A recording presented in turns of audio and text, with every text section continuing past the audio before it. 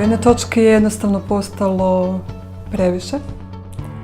Nositi sve na svojim leđima i trebalo nam je nešto što će oteretiti. Znači trebalo nam je pomoći izgraditi strukturu koja će držati sve ono što je do onda bilo na nama. Osjećamo da su ljudi puno angažiraniji.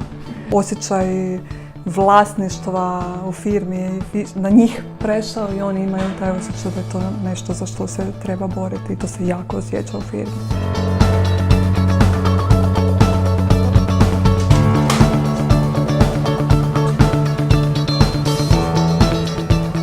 Ljudi su bili jako prestrašeni i ja sam osjećala jako veliki otpor, jako sam se bojala.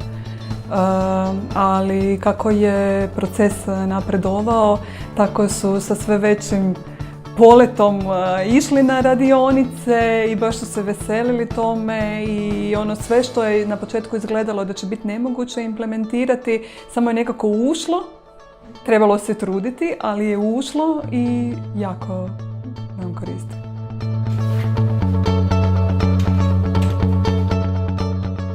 Boom kao takav nam je donio i neku sliku naše budućnosti.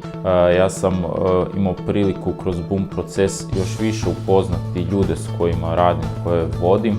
Isto tako čuti njihova očekivanja od firme, ali bilo mi je isto bitno i to mi je bila prilika da oni čuju što i ja od njih očekujem na neki način. I Boom nam je tu pomogao da zajednički napravimo neku strategiju razvoja za budućnost, da učvrstimo te temelje koji postoje od početka i da znamo kuda i kako ćemo se kretati.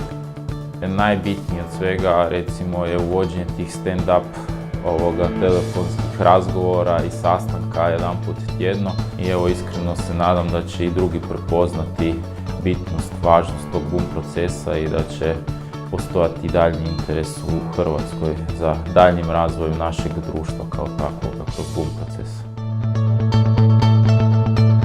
Pa proces je bio zapravo vrlo neprimjetan. Donio nam je jako puno kako voditi i kako razvijati organizaciju.